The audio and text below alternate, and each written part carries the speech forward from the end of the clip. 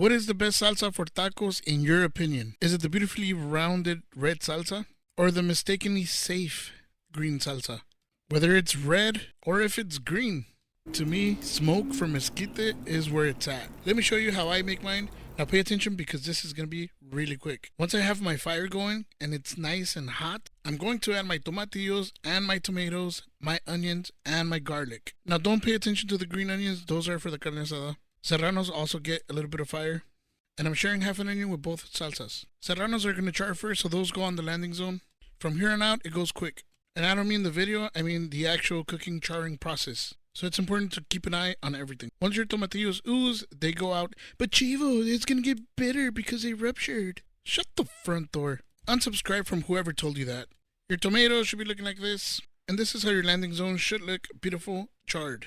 And now we go to our electric molcajete for our first salsa. We're going to dump all the tomatoes in here. And make sure not to forget your charred garlic.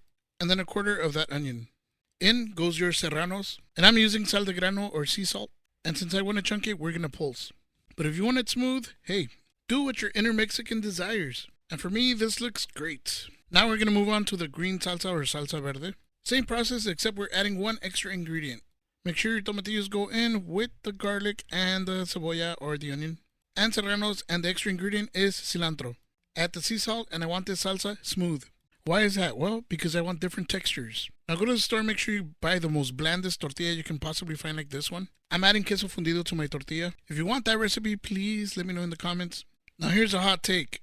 In my opinion, red and green salsa have different rules when it comes to tacos or food. Red is for more savory meats and green is for more delicate meats. However, this taco made me want to sin a little bit. And let me tell you, I don't think I'm going to see those pearly gates. It's looking more like a ring of fire. And there you have it. Peace.